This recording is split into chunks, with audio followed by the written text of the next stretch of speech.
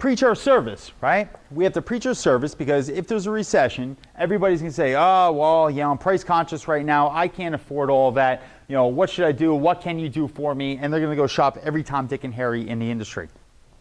What I want you to do is say, okay, well, how should my price and or price of services, right, compare to anybody else in a downed economy, in a downed industry?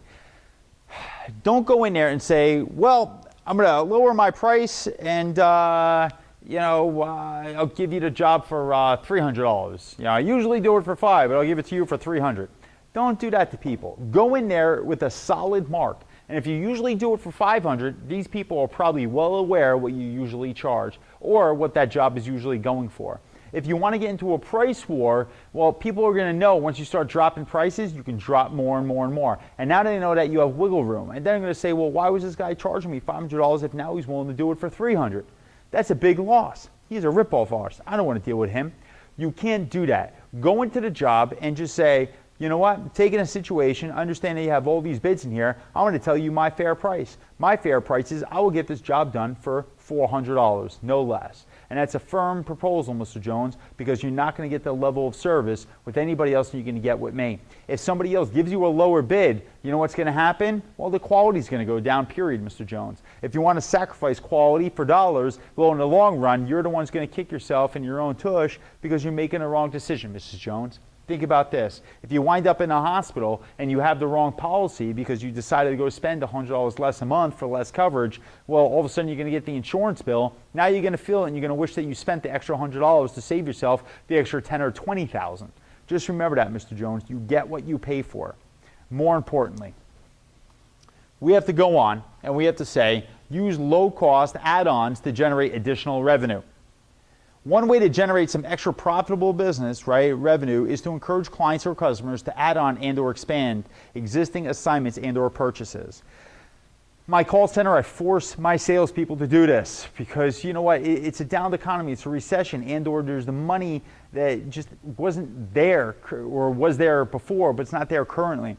You have to add on, all those ancillary products. You have to add on the small things for a job. If you're a realtor, add in the small things. Do the extra work, right? Make the extra money. You can't all of a sudden cut your commissions, cut everything, and then cut yourself all the way out to a loss. We have to give extra value, right? We have to give the add-on. What's the add-on to your sale? What's the add-on to your service? You see, I can upgrade a package by offering to do policies for a package premium, right? So the way I work insurance is you can't adjust insurance premiums, right? It's governed. So since it's federally governed and every insurance product by insurance company has to be the same for a guy who's 34 in that same zip code, right? Well, you can't say, okay, I'll give it to you for $34 and the other guy for 108, right? You can't do that. But what I can say is I will build you a customized package to fit inside your situation, Mr. Jones. I'm going to do this just for you. It's a value-added opportunity with our company for gaining you as a client. See, Mr. Jones, most people don't get the service, although you, in your unique situation, you will. More importantly, we do care about you, Mr. Jones, and we're looking forward to servicing your policy from now and years to come. It will be the same for any other business. As for a realtor, hey, Michael, I just want you to understand, I know that the economy is bad. I know that you're probably going to lose money on a house, and I can appreciate that. I still need to make money to do my job as well to get this house sold for you. Now, I hate to cut commissions, I hate to cut everything, cut myself off at the ankles, because I know I'm going to be the best one for this job. Although, I'm going to offer you something. If we can sell this house by X date, I will cut my commission if me and you go purchase a new house. So selling this house, let's go with the commission that we set out on, and a new house or condo that me and you do find, I will cut my commission down by 2 points. Michael, it's a value-added service I wanted to hand over to you, and thank you for your business, and thank you for everything that you're allowing me to help you with. You see, when you do these things, now all of a sudden that realtor can go help somebody. Usually when somebody goes to sell their house, they hate that realtor because like, man, that guy just made all this money off me. I really hate him. That was so unfair. So if you do an extra value-added opportunity, the people will appreciate you. More importantly, this is an easy income booster. Using this technique, you can increase the average dollar value of each project 10 to 40% or more with virtually no extra effort, right? No extra sales effort. Just by asking, by doing something extra, people appreciate it. I appreciate when people do extra for me. hey, Michael, as a value added benefit for being one of our valued clients, we're going to send you a offer for a free pair of shoes when you order your next valued at $150 or more. When you do extra things, people will be repeat customers. When you do less, I'm going to go search somewhere else. Remember that. Now, delay any planned fee increases. This is huge. The problem inside the insurance industry, right, they increase anything anytime they want, right? And it really kills customers. And when customers go to renew their policies, they say, oh my God, I can't believe it's an extra $100. That's crazy. That's an extra $1,200 a year. I can't afford that. And then they wind up canceling and going elsewhere. You see, you have to keep and retain your customers. So in times of hardship, be careful on how you price your products, right? You have to look at other people inside your industry and say, okay, what are they doing with their prices compared to what I'm doing? If you have that gentleman who has the yogurt store and he charges $10, right, for that yogurt a pound, and the guy across the street opens up a yogurt store and they're $5 a pound, well, you know, you're going to get priced out, all right? But you have to be careful of this fee increase. So you have to go engage yourself against other people, because it's not just the quality sometimes. Sometimes it really does boil down to the price. And you have to remember that. Sometimes people will sacrifice quality, right, for dollars. You know, really given a product and a situation. So just be careful of what you're going to do. A recession, depression, business downturn, eggshell economy is not the appropriate time for you to increase your fees and or prices. Even if you feel you should be awarded for something, that a monetary increase is long overdue. I deserve a salary increase. Big deal, wait for it. Wait till you do better. Wait till everybody else does better. And then you as a company will do better as a whole and fight your way through. Don't price yourself out of business is my point. Okay? During such a period, delay any planned fee increase announcements or efforts until later. Instead, keep your hands and feet in the car. Keep them at the current level. Don't do the wrong things, do the right things. I hope that makes sense. Now, more importantly, plan an aggressive marketing campaign. Our focus has core values here.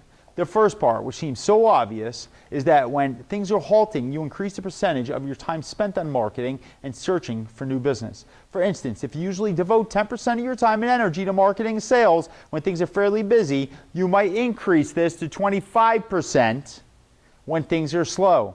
During a lull in business, you need to make this extra effort to attract clients or customers, follow up on leads, and close sales. You have to devote your attention where it counts. You can't just say, oh, well, we have a down economy. I don't know what's going on. Well, then you better focus more of your efforts on sales than ever before.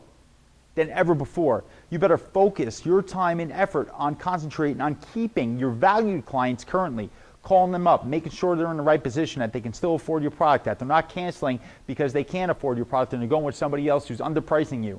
Make sure you stay on top of your accounts. Make sure that you focus on your core value of the company. The second part of the strategy may not be so obvious. To prevent a swelling of despair in business from ever happening in the first place, you should market consistently and aggressively all year long, every week, not just when you need the business. Remember that. Planning an ongoing marketing campaign ensures a steady stream of new business leads. Marketing done today begins a selling cycle that will result in new business when you need it 6 months from now. Always do the right things now. It will pay off later is the point.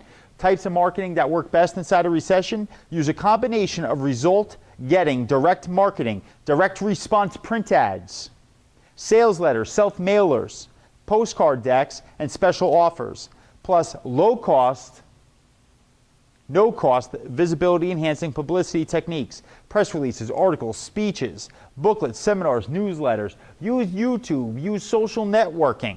Make different social network sites and have all your employees expand on them to get the word out from you. Now, we need to avoid certain things, right? Like costly image-building marketing, large space ads, slick corporate brochures, right? Stay away from all that fancy stuff during this kind of time. Expensive annual reports and other marketing communications that drain your budget without producing measurable results. Now, why am I saying this? Well, I'm saying it because corporations waste money. Corporations waste time, right? Take a look at this.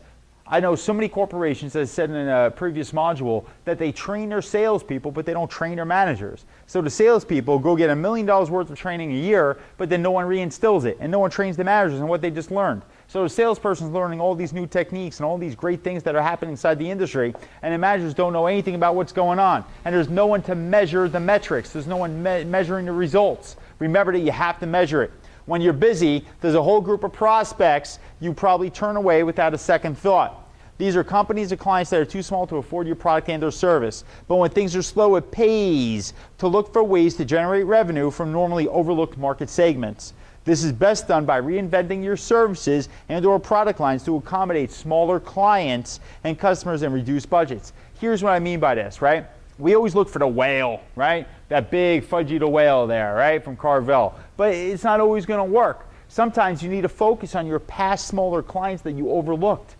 Just because you always service bigger clients doesn't mean you shouldn't go back and go find those smaller ones that you once passed up and or you just forgot about or they stopped doing business with you. Reinvent your product or service line to accommodate the smaller guys. There's not enough money in that account. There is if you have 1,000 of them. I'm going to go over something in a later video based upon internet bubbles.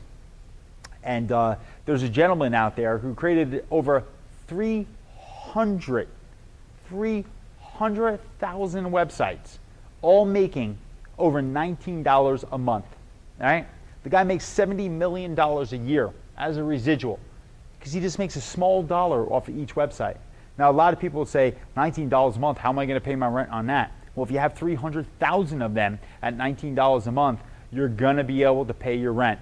Remember that, right? Small things can add up to big values. So moving forward, we have, just to be positive, we have to end this on a positive note, right? The most important thing about a slow period is not to be manic depressive about it, right? I tell my salespeople, just because you had a bad day doesn't mean you're going to have a bad week. If you had a bad week, who cares? Get over it. Because tomorrow is a new day. A new day, a new opportunity. If you're a head case, right, prospects can sense your desperations and smell your blood. It has a negative effect on your dealings with them. People taste when you're hungry. People know when you're undercutting. And now they're worried. Does this guy have enough business? This guy broke. Now I'm scared about him doing work for me, right? Is he going to be able to get my project done? Is he going to be able to get my website done, my marketing done? Remember that everybody in business has slow times. Those who say they never do are liars, and they will lie about other things as well.